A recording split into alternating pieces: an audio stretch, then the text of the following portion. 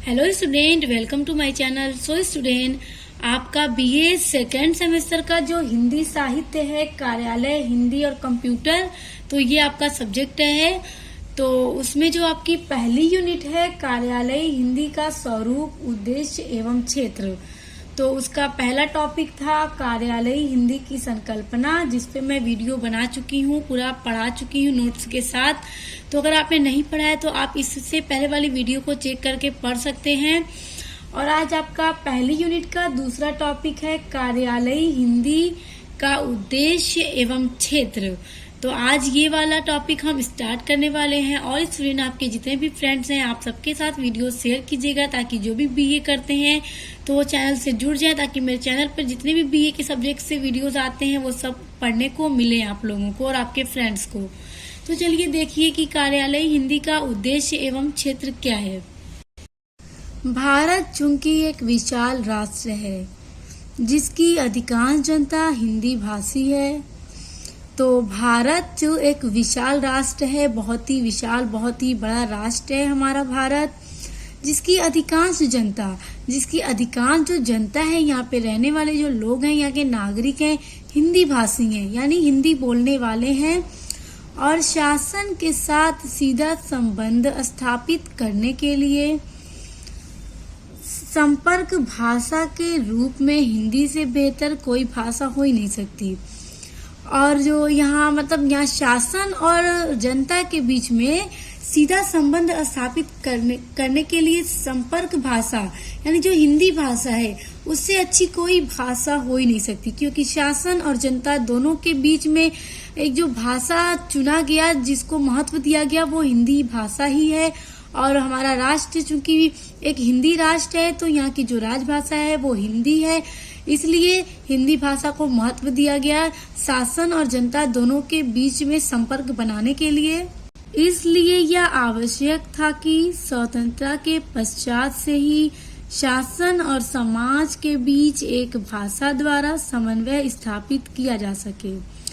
तो चूंकि राजभाषा हमारी हिंदी है, इसीलिए ये आवश्यक था, यानी जरूरी था कि स्वतंत्रता के पश्चात, यानी जब हमारा देश स्वतंत्र हुआ था, आजाद हुआ था 15 अगस्त को 1947 को, तो उसके पश्चात से ही, यानी उसके बाद से ही शासन और समाज, यानी जो शासन है हमारे देश का और समाज जो है, दोनों के बीच एक भाषा द्वारा समन्वय स्थापित किया जा सके। तो वो जो एक भाषा थी, वो कौन सी भाषा चुनी गई? वो हिंदी भाषा ही चुनी गई। इसीलिए राजभाषा के रूप में हिंदी भाषा को रखना और राजभाषा प्रावधानों के अनुसार अन्य क्षेत्रों में भी हिंदी के प्रचार प्रसार द्वारा उसे राष्ट्रीय और वैश्विक बनाना, इसका वास्तविक उद्देश्य रहा। तो एक भाषा द्वारा समन्वय स्थापित किया जा सके, तो स्टूडेंट इसीलिए हिंदी को राजभाषा के रूप में चुना गया। और राजभाषा प्रावधानों के अनुसार, यानी जो राजभाषा के प्रावधान थे उसके अनुसार अन्य क्षेत्रों में भी, यानी जितने भी क्षेत्र हैं भारत के, उन सभी क्षेत्रों में हिंदी का प्रचार और प्रसार द्वारा उसे राष्ट्रीय और वैश्विक बनाना। यानी जितने भी क्षेत्र ऐसे थे जहाँ पे हिंदी नहीं जानी जाती थी, क्योंकि अभी भारत में बहुत सारे ऐसे राष्ट्र, ऐसे राज्य हैं जहाँ पे हिंदी बोली जाती है, समझी जाती है और लोग समझते भी हैं, बोलते भी हैं। मगर स्टूडेंट, अभी बहुत सारे राज्य ऐसे हैं जहाँ पे हिंदी अगर आप बोलेंगे तो वो नहीं समझेंगे, वहाँ पे दूसरी भाषाएं बोली जाती हैं।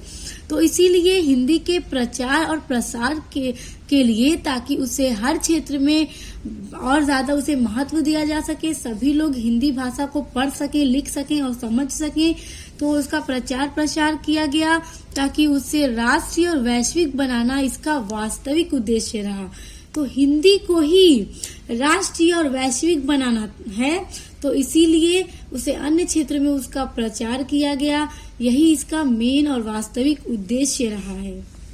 सो स्टूडेंट, जैसा कि हिंदी एक हमारी राष्ट्रभाषा है, और आई होप कि ये सब टॉपिक जो मैं अभी आपको पढ़ा रही हूँ आप समझ भी रहे होंगे।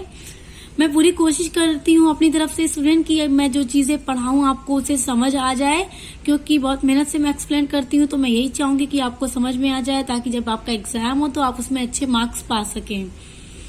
तो अब स्टूडेंट आगे देखिए, भारत की अधिकांश जनता गांवों में बसती है और ग्रामीण प्रदेशों में हिंदी तथा विभिन्न स्थानीय बोलियां वहां की बोलचाल भाषा के रूप में अभिव्यक्ति का आधार बनती है।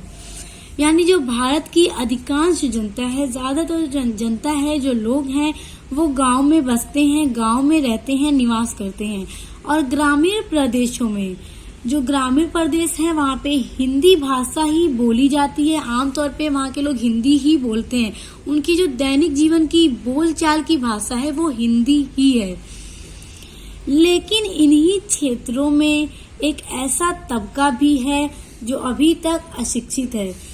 और स्टूडेंट, कहने का मतलब यहाँ पे ये है कि लेकिन इन्हीं क्षेत्रों में, जिन क्षेत्रों में लोग रहते हैं, हिंदी भाषा को बोलते हैं, लिखते हैं, समझते हैं, पढ़ते हैं और उनका जो बोलचाल की आधार भाषा है वो हिंदी ही है, मगर उन्हीं क्षेत्रों में से अभी ऐसा भी क्षेत्र है, ऐसा भी तबका है जो लोग अभी तक अशिक्षित हैं। अशिक्षित यानी जो पढ़े लिखे नहीं है, जो पढ़ नहीं पाते हैं, लिख नहीं पाते हैं।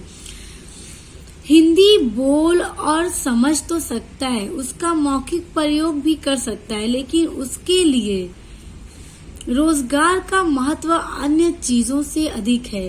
कहने का मतलब स्टूडेंट यह है कि जो लोग अभी भी ऐसे लोग हैं जो अभी अशिक्षित हैं, पढ़ नहीं सकते, लिख नहीं सकते, हिंदी बोल और समझ तो सकता है, लेकिन वो मतलब चलिए ठीक है, वो लोग बोल नहीं सकते, पढ़ नहीं सकते, लेकिन जो आमतौर पे बोली जाने वाली भाषा है वो तो हर लोग बोल लेते हैं। जो लोग मतलब अनएजुकेटेड होते हैं वो भी बात तो करते ही हैं लोगों से।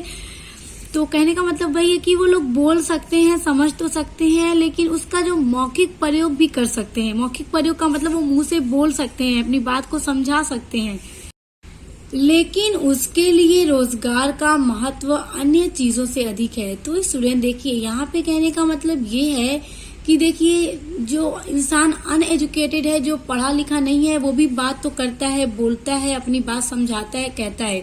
क्योंकि अब ऐसा नहीं है कि वो एकदम अगर पढ़ा लिखा नहीं है तो वो बोल ही नहीं सकता कुछ, ऐसा नहीं है। वो बोल सकता है, समझ सकता है, मौखिक प्रयोग भी कर सकता है, यानी बोलकर आपको बता सकता है कोई भी बात, लेकिन उसके लिए रोजगार का जो महत्व है वो अन्य चीजों से अधिक है। कहने का मतलब ये है कि जो इंसान पढ़ा लिखा होगा, शिक्षित होगा, एजुकेटेड होगा, वो कार्यालय हिंदी का अच्छे से यूज कर पाएगा अपने कामों में, अपने रोजगार को और महत्व बना पाएगा और ज्यादा अच्छा बना पाएगा।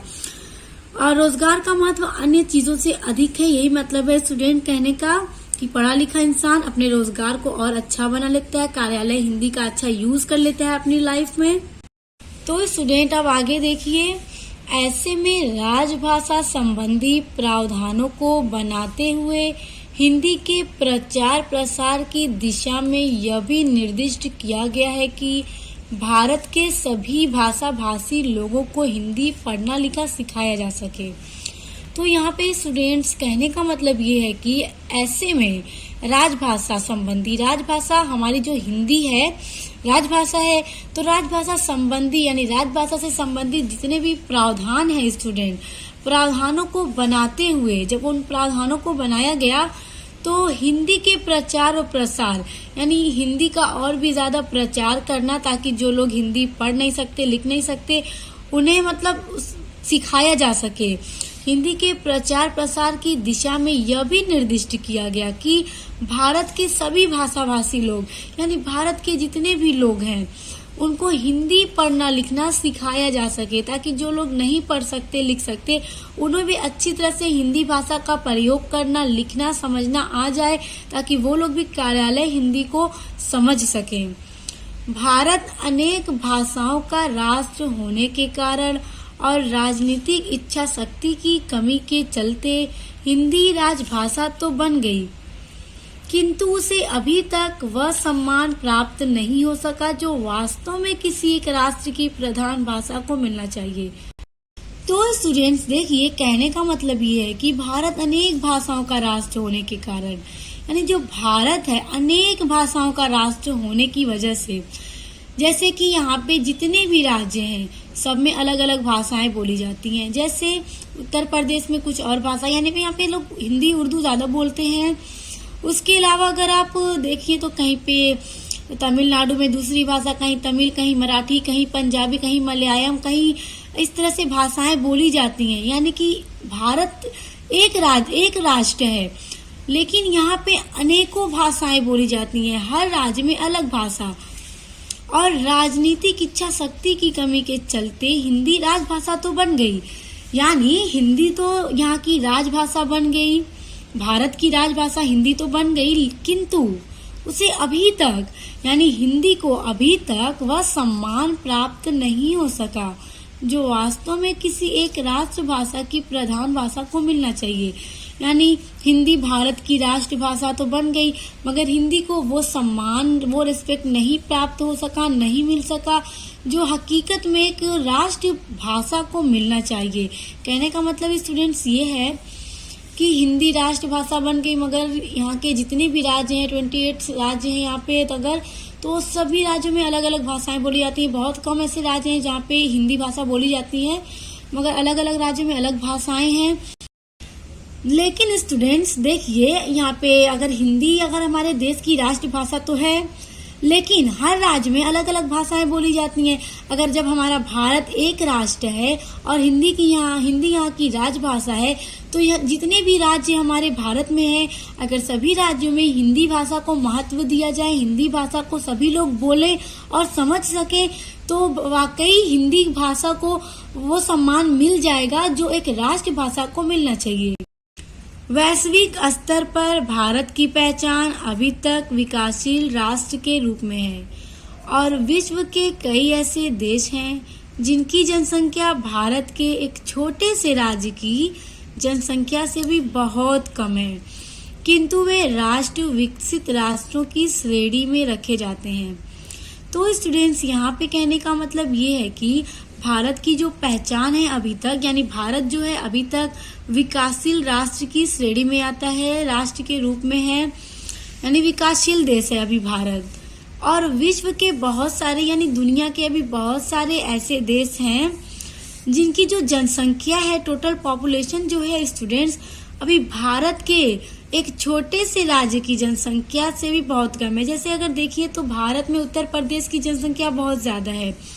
तो कहने का मतलब ये है कि भारत के एक छोटे से राज्य की यानी एक स्टेट की, छोटे से स्टेट की जो जनसंख्या है, टोटल जनसंख्या, यहाँ पे सिर्फ एक स्टेट की बात हो रही है कि एक स्टेट की जो टोटल जनसंख्या है उससे भी कम अभी दुनिया में ऐसे बहुत सारे देश हैं कि उसकी पूरे देश की यानी एक देश की जनसंख्या भी इसके राज्य से भी कम है।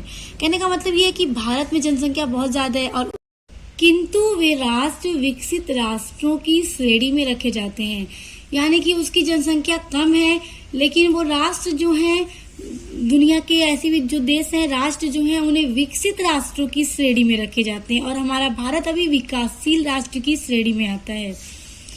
उन राष्ट्रों ने अपनी राष्ट्र की प्रधान भाषा को ही अपने कामकाज की भाषा में प्रयोग में लिया। तो स्टूडेंट्स यहाँ पे कहने का मतलब ये है कि वो राष्ट्र क्यों विकसित राष्ट्रों की श्रेणी में आते हैं, क्योंकि उन राष्ट्रों ने जो अपनी राज्य भाषा थी, प्रधान जो भाषा है, उसको ही अपने कामकाज की भाषा में प्रयोग में लिया। यानी अगर कोई भी एक ऐसा देश है जो विकसित राष्ट्र की श्रेणी में आता है अगर, तो उस देश की जो एक भाषा थी, राज्य भाषा, राष्ट्र भाषा, तो वो उसी भाषा को अपने काम काज में प्रयोग करते थे, यूज करते हैं, जिससे वहां का शासन तंत्र एक ओर तो नागरिकों से सीधे संवाद कर पाने में सक्षम हुआ, वहीं दूसरी ओर नागरिक भी अपनी भाषा में ही सरकार द्वारा बनाए गए नियमों और प्रावधानों को सहजता से समझ पाने से अपने अधिकारों से प्रति सचेत हुए।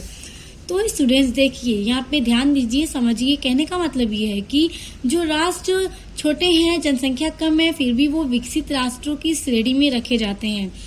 तो वो राष्ट्र अपनी जो राजभाषा है उसी राजभाषा को यूज करते हैं अपने कामकाज में, अपने डेली की यूज की भाषा में, यानी अपने डेली यूज के साथ साथ अपने कामों की भाषा में भी वो अपनी ही राजभाषा को यूज करते हैं, जिससे वहाँ का जो शासन है, जिससे वहाँ का जो शासन तंत्र है, सरकार है, उसका और नागरिक का, यानी वहाँ के जो सिटीजन्स हैं, नागरिक हैं, उन दोनों का सीधे संवाद कर पाने में सक्षम हुआ। यानी कि सरकार कोई भी रूल बनाती है, नियम बनाती है, तो अपनी जो राजभाषा है उसी राजभाषा में वो सारे मतलब रूल्स नागरिकों को बता दिए जाते हैं। तो पूरे राष्ट्र में एक ही भाषा को महत्व दिया जाता है, तो नागरिक जो हैं शासन के रूल्स को फौरन समझ जाते हैं।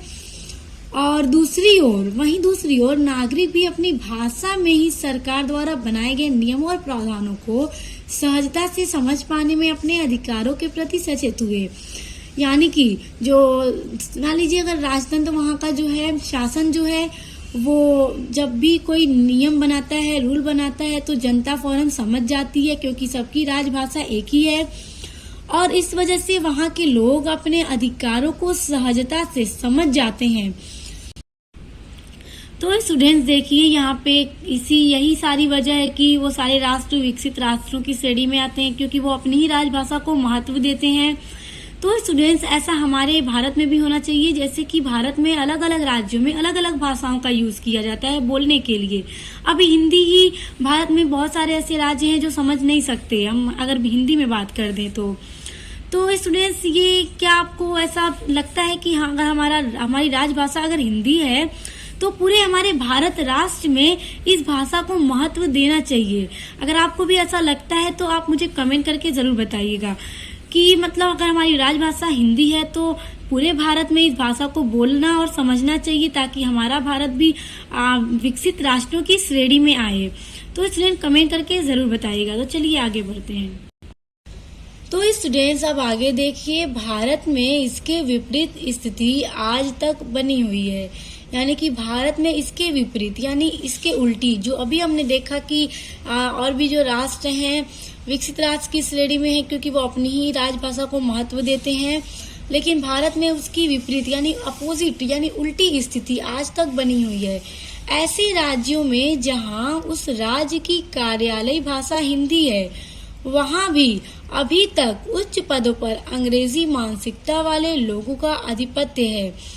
तो स्टूडेंट्स कहने का मतलब ये है कि राज्यों में हिंदी कार्यालयी जो भाषा है वो तो हिंदी ही है, लेकिन फिर भी वहाँ पे जो ऊंचे पदों पर जो लोग हैं वो लोग इंग्लिश भाषा को ही ज्यादा महत्व देते हैं। अगर आप देखें तो बड़ी बड़ी जो ऑफिस होती है वहाँ पे मतलब वो अपने आम भाषा में तो घर पे ऐसे हिंदी में बात कर लेंगे, मगर जब वो अपने ऑफिस वगैरह में होते हैं, अपने काम पे होते हैं, तो वो इंग्लिश भाषा को ज्यादा महत्व देते हैं, बल्कि हिंदी भाषा को महत्व देना चाहिए। क्योंकि हमारा भारत हिंदी राष्ट्र है, तो राजभाषा हिंदी है, तो हिंदी को ही महत्व ज्यादा देना चाहिए, ताकि हमारी जो हिंदी भाषा है उसको ये सम्मान पूरा प्राप्त हो जाए। हर राज्य में हिंदी भाषा को बोला जाना चाहिए ताकि इसे महत्व मिल सके। क्योंकि अभी भी ये चीज है स्टूडेंट्स की ऑफिस वगैरह में लोग इंग्लिश भाषा को यूज करते हैं। ऐसे में न तो वे अपने अधिकारों को जान पाते हैं और न ही शासन से सीधा संवाद कर पाते हैं। तो देखिए स्टूडेंट, जो वहाँ पे लोग हैं जो ऊंचे पद पर हैं वो तो इंग्लिश भाषा को ही यूज करते हैं, लेकिन अगर वहाँ पे जो नीचे पद पे होते हैं वो अगर इंग्लिश नहीं बोल पाते हैं, क्योंकि बड़ी बड़ी कंपनियों में अगर कोई भी रूल्स बनाए जाते हैं तो वो इंग्लिश में ही लिख के बता दिया जाता है लोगों को, इंग्लिश में ही उसको प्रिंट करा दिया जाता है, नोटिस लगा दी जाती है इंग्लिश भाषा में।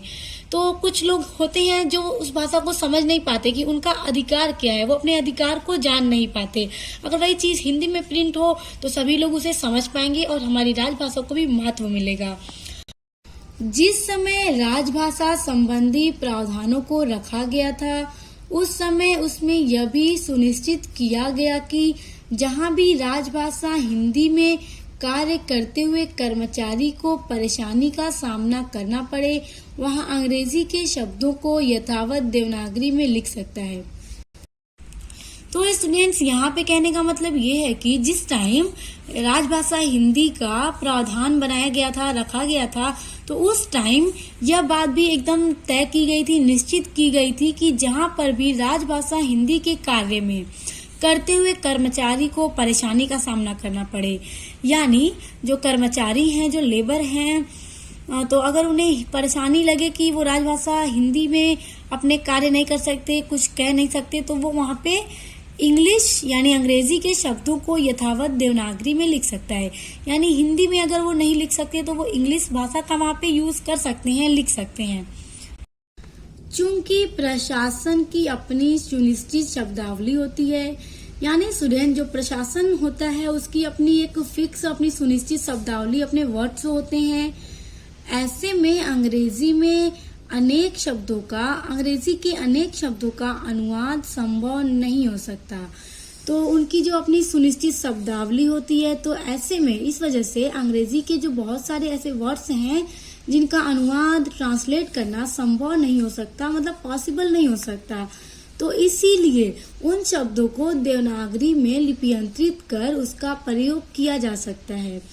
तो इसी वजह से जो वो वर्ड्स होंगे जो इंग्लिश में लिख दिए जाएंगे, तो उनका देवनागरी लिपि में लिपियंत्रित कर, यानी उसमें लिपियंत्रित कर दिया जाएगा उसको, और उसका प्रयोग किया जा सकता है।